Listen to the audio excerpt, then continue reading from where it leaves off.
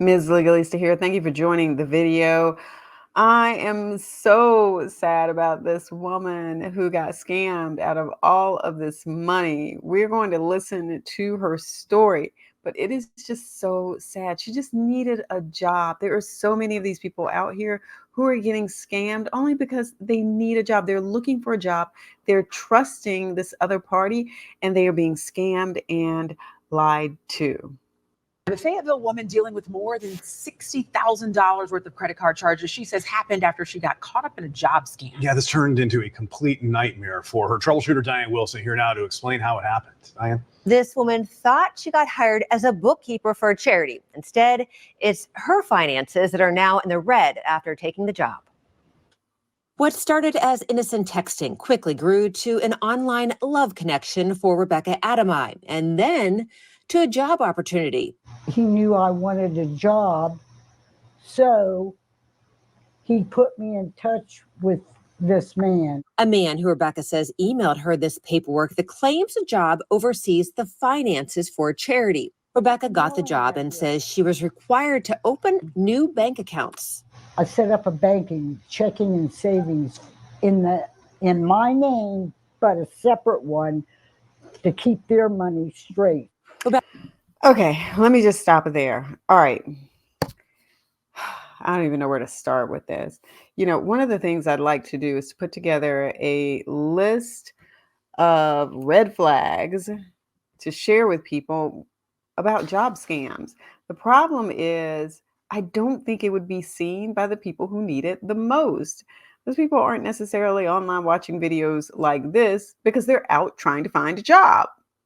And that's what makes this really difficult and really heartbreaking. She really was just trying to find a job.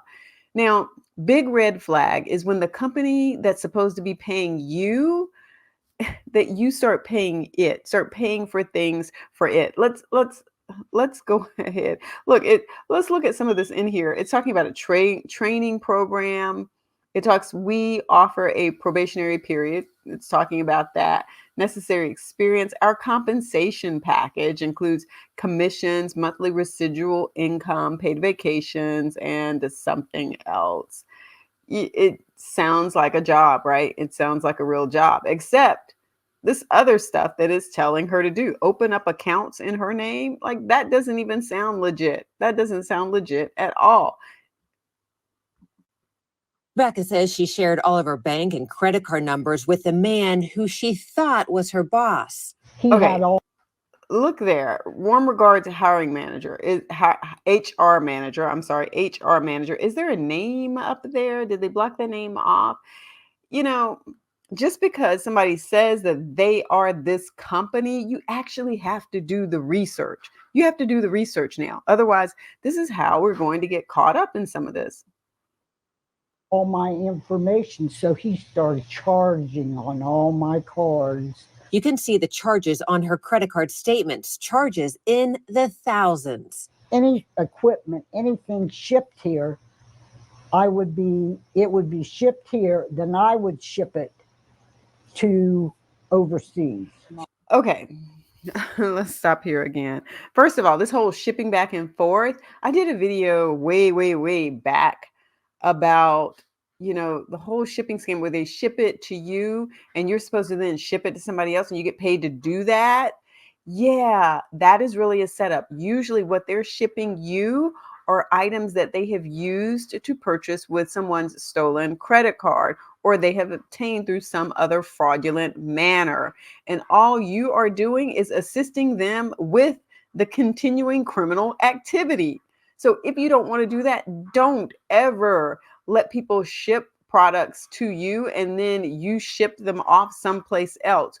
Or they ship products to you, you're putting it on your card and they are saying they are going to be reimbursing you. Now, I know some of you will say, hey, I actually worked for a company and that's what they did.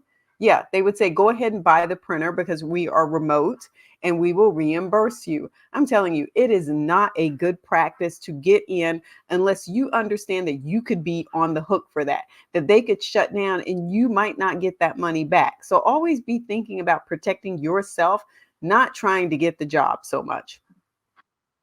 In all, Rebecca says all of her credit cards are maxed out to more than 60 grand. I owe everybody on this. Rebecca also got these checks made out to her, one for 32,000, another for 35 grand. Both, she says, she was told for the charity, and they wanted her to deposit them in her account and then send the money to someone else. Look at that. Wait, let me backtrack so we can look. So first of all, why all the text messaging? Where is the legitimate company? Where are you? You're just sending text messages. You're not calling. You're not Zooming. I just don't understand. I really do not. We just cannot feel so comfortable and so at ease with text messages that we will just share our information with anybody. Look at this. Send me a screenshot of the remaining funds being sent. They need the money at there now. It is poorly written. It's got 4 exclamation marks there. Who writes like this and is working in a company and sending this? This makes absolutely no sense. And again, I don't want to sound like I'm beating her up, but I'm putting this up here because I want you to see this. This is not right. This is not right. So when you get in this situation, I want you to go, I saw this on a video with Ms Legalista on YouTube, and she said, no, this is a scam. Tell your friends, tell your enemies, okay? Tell everybody. Then send the money to someone else. When Rebecca's bank told her the checks were bad, she realized it was all a scam. So if I had put that in my account and sent any money off of that, I would have been liable for all that too. All right, let me go back and see this last little part of this text message that was up there. I was trying to read that part, but they were going so fast that I couldn't see it. Okay. Oh, that was the hello, my love, and all the other stuff that they had sent. Let me scroll back. Okay, here we go. Can that remaining pay the bills I'm about to pay? Do you intend to keep that money that belongs to the children? They were, saying that they were some nonprofit. Like, look at this. This is not how businesses really function. And I'm going to say that with an asterisk behind it, because some businesses do actually function that way. What you need to ask yourself, is this the business I want to work for? Is this a potential scam? But if you're desperate, if you are looking for a job, I get it. I really do. And we know a lot of people are working virtually now. So I do see how the very first part of this, her trusting this other person because she got hooked by someone I don't know. There's no information here on how she met this other person that she was texting with. But this is just awful. This is just awful. If I had put that in my account and sent any money off of that, I would have been liable for all that too. Rebecca says she is embarrassed she fell for the scam, but is speaking out to prevent others from getting caught up in the scam. Look at these messages. Look at these messages. This is how they catch you, by befriending you, saying that they really care about you. Look at her comment above. You have not had anyone try to befriend you this way.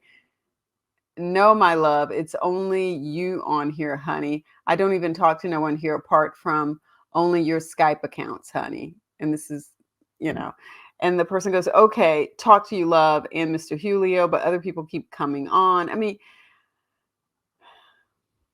I just don't know what to say. I have no money to do anything, no money to go anywhere, no money to, it's really ruined my life. This is sad. So heartbreaking for her. Now, she did report the charges as fraud to her credit card companies, but since she made the charges so far, those charges stay and she's responsible for them. And that's all the major red flags in the scam. Anytime you're offered a job and asked to open accounts in your name and make all those charges on your accounts, sure sign that's a scam. And we reached out to that charity that was mentioned in the reports, and they had not gone back to us. But this could be a case of like an imposter scam, where they're pretending to be that charity, using good names, and in reality, they had nothing to do with that charity. Yeah, that's the other piece. This charity, this nonprofit, may be a very legitimate entity, may actually have employees, may have job postings out there. Now think about this.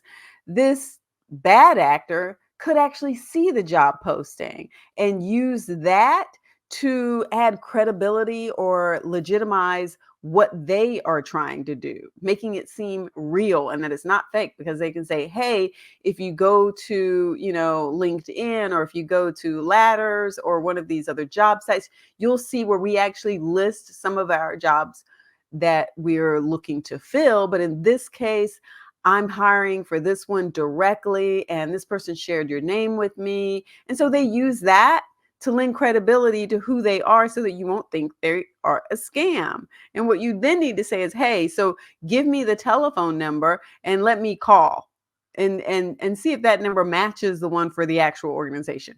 Call the actual organization yourself. Google them separate from the number that they give you. Look at the numbers, see if they match. Call. You have to vet employers now. Yes, you do. Yes, you do. You cannot take their word that just because they say they are out here hiring, that they have a position. Some of that is just to get your information. Yeah, so that they can take advantage of you. They're trying to get your financial information. It's all a scam. All of it. When they do that kind of stuff, yes, it's a scam. All right. Hope you've learned something from this particular video. I hate this for her. I really do. Don't forget to give the video a thumbs up, and don't forget to subscribe. Peace.